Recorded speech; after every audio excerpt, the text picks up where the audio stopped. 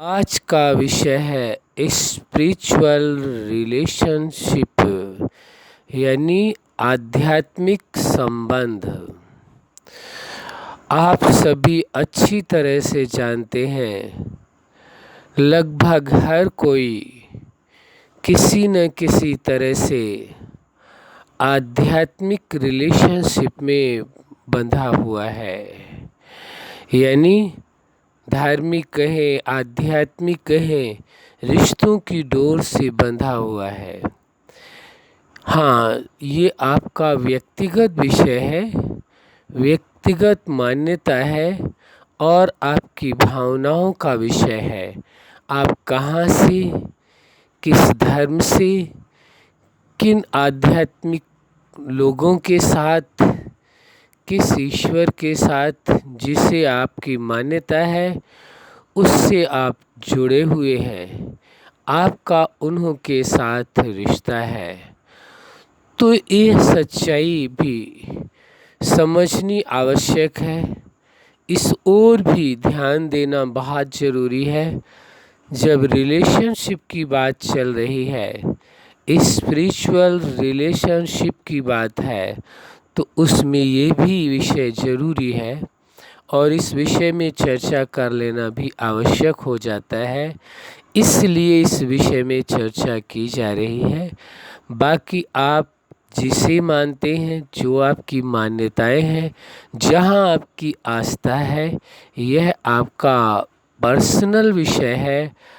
आप full freedom है आपके सोच के लिए, आपकी भावनाओं के लिए, इसके लिए आप पूरी तरह से स्वतंत्र हैं। बाकी हमारा कोई विषय नहीं बनता कि हम इस विषय में किसी प्रकार की कोई बात कहें कि आप किस धर्म को मान रहे हैं, कौन सा धर्म या कौन सा पंथ या कौन सा संप्रदाय ठीक है या नहीं है। ये हमारा विषय नहीं है, ये आपका अपना विषय है। जिसे आप मानते हैं वही वास्तव में आपके लिए ठीक है। जहाँ तक आध्यात्मिकता की बात है, जहाँ तक धर्म का विषय है, कोई भी धर्म हो वह अपनी जगह अवश्य ठीक होता है, क्योंकि जो उसके अनुयायी हैं, उसका जो पालन करने वाले हैं, उसे जो जीवन में उतारने वाले हैं, उन पर निर्भर करता है कि उन्होंने उस स्पिरिचुअलिटी को, उस आध्यात्मिकता को अपने जीवन में कैसे उतारा है, किन सिद्धांतों को, किन आध्यात्मिक सिद्धांतों को, किन आध्यात्मिक नियमों को या किन आध्यात्मिक विषयों को या किन धार्मिक विषयों को उन्होंने अपने जीवन में आत्मसात किया है, यानी अपने अंदर उतारा है और अनुभव किया है। उन्हों के पास ज्ञान होना आध्यात्मिकता का और साथ साथ उसका उनके जीवन में प्रैक्टिकल रूप होना, दोनों ही उन पर ही निर्भर करता है। ज्ञान होना तो सहज है, लेकिन उससे भी सहज है यदि वह चाहें तो अपने जीवन में जिस धर्म को, जिसको भी मानते हैं, उसको अपने जीवन में उतारना। यह उस व्यक्ति पर ही निर्भर करता है कि वह उस धार्मिकता को, उस आध्यात्मिकता को, उस धर्म की बातों को कितना जीवन में उतारना चाहते हैं। यदि वास्तव में वह अपने जीवन में चाहते हैं कि पूरा पूरा उनके जीवन में दिखाई दे, तो अवश्य होगा। हमें आशा ही नहीं, पूर्ण विश्वास है कि आप जिसे मानते हैं, जिस धर्म को स्वीकार करते हैं, जहाँ आपकी मान्यताएं हैं, जहाँ आपकी आस्था है, आप अवश्य उसे अपने जीवन में अनुभव कर रहे होंगे, इसमें कोई शक नहीं। लेकिन विषय आता है कि धर्म के साथ आपका रिश्ता क्या है, आध्यात्मिकता के साथ आपका रिश्ता क्या है। वास्तव में ये सच्चाई है, जो लोग धर्म को मानते हैं, या नहीं मानते हैं, वो विषय उनका पर्सनल है। इसमें हमारा कोई अधिकार नहीं है कुछ कहने का। बाकी चूँकि स्पिरिचुअल रिलेशनशिप की बात चल रही है तो इस विषय में चर्चा तो आवश्यक करना ही होगा कि धर्म के साथ आपका रिश्ता क्या है। जो लोग मानते हैं उनके लिए धर्म जीवन में सर्वोपरि होता है और उसके अनुसार जीवन को व्यतीत करना, जीवन को चलाना उनकी सबसे बड़ी प्राथमिकता होती है। जैसे जब कोई बालक किसी परिवार में जन्म लेता है, कोई बच्चा जन्म लेता है, तो जो जिस धर्म को मानते हैं उनकी मान्यताओं के अनुसार ही वो धार्मिक अनुष्ठान करते हैं, धार्मिक कार्य करते हैं। उसके साथ जैसे जैसे बालक बढ़ता है, उसकी उम्र आगे की ओर चलती है, उसी अनुसार उनके यहाँ उनकी रीति रस्मों के अनुसार, उनके धार्मिक मान्यताओं के अनुसार कार्यक्रम लगातार चलते रहते हैं। चाहे जन्म हो, जन्म के बाद विद्या अध्ययन करने जाता है तब, उसके बाद शिक्षा ग्रहण करने के बाद जब उसकी मैरिज होती है उस समय उनकी धार्मिक आस्थाओं और मान्यताओं के आधार से होती है। इसी प्रकार आगे बढ़ते हुए यहाँ तक कि जब किसी भी व्यक्ति की जीवन की यात्रा समाप्त होती है उस समय भी उनका धर्म के साथ रिश्ता होता है। उस समय भी धार्मिक मान्यताओं के आधार पर ही जो कुछ कार्य किया जाता है, जो कुछ वो लोग करते हैं, आप अच्छी तरह से अपने अपने धर्म की मान्यताओं के अनुसार जानते हैं इस सत्यता को। तो जीवन में जन्म से लेकर अंतिम समय तक हर जगह धर्म का स्थान है, हर जगह धर्म के साथ आपका रिश्ता है। बस बात इतनी है, रिश्ता तो है, बहुत सारे रिश्ते दुनिया में इंसान के होते हैं, लेकिन इंसान उन रिश्तों को निभाता कितना है ये उस पर ही निर्भर करता है। तो धर्म से हर कोई जुड़ा हुआ तो है, बाकी उसे आप निभाते किस तरीके से हैं ये आप पर ही निर्भर करता है। और आप अपनी मान्यताओं के आधार से, अपनी सोच के आधार से और अपनी आस्था के आधार से यथासंभव अवश्य निभाते हैं। लेकिन एक चीज़ और बात आती है, ये तो हुआ धर्म के साथ आपका रिश्ता कि बड़ा ही प्रगाढ़ रिश्ता है, बड़ा ही मजबूत रिश्ता है, जन्म के समय भी और अंतिम यात्रा तक।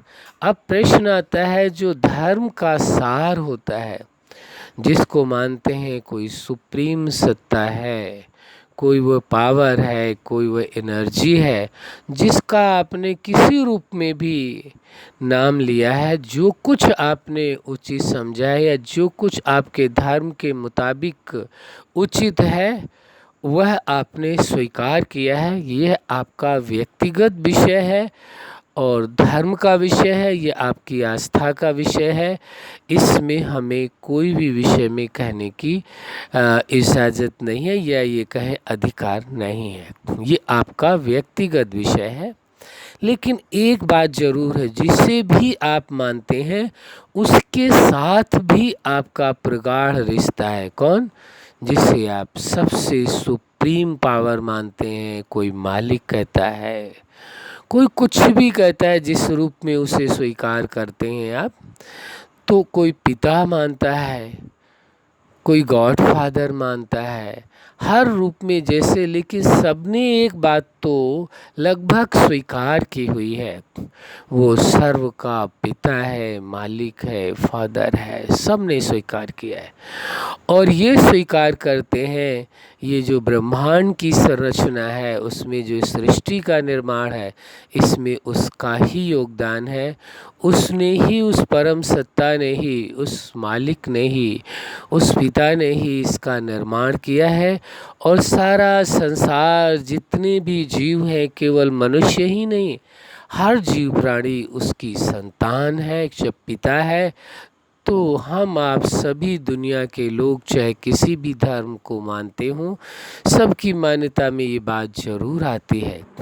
जब वो मालिक है, जब वो रचता है, जब वो पिता है, जब वो फादर है, तो हम आप सभी उसकी संतान है, उसके बच्चे हैं। तो एक बड़ा गहरा रिश्ता है उसके साथ सभी का, क्योंकि वह रिश्ता कोई दैहिक नहीं है, शारीरिक नहीं है। शरीर की दृष्टि से तो हर कोई के माँ बाप अपने अलग अलग ही होते हैं। हाँ, वो बात अलग है, भाई बहन है तो उनके माँ बाप एक ही होंगे। लेकिन इस दृष्टि से आप देखेंगे, शरीर के नहीं बल्कि शरीर के अंदर कोई जो चेतना है, जो एक एनर्जी है, जिसको आप कोई भी नाम दें, जो आपके धर्म के मुताबिक और आपके आस्था के मुताबिक ठीक है या आपकी मान्यताएं हैं, कि वह कोई एनर्जी है, कोई पावर है जिसके कारण ये शरीर कार्य करता है। तो शरीर और उसके अंदर रहने वाली कोई एक पावर, एक एनर्जी, दो सत्ताएं हो गई। तो शरीर के जन्मदाता तो माँ बाप हैं, लेकिन जिसके लिए कहा गया वो सबका मालिक, सबका पिता है, सबका फादर है, वो कौन है? वह सुप्रीम पावर है। वह कोई ऐसी पावर है जो सभी लोग उसे स्वीकार करते हैं पिता के रूप में। तो उसके साथ सभी का एक ही रिश्ता है, वो पिता है। और हम आप सभी चाहे जिस भी धर्म को मानते हो, आस्था के मुताबिक अपने, सभी उसके बच्चे हैं, उसकी औलाद है। ये सभी इस सत्य को स्वीकार करते हैं।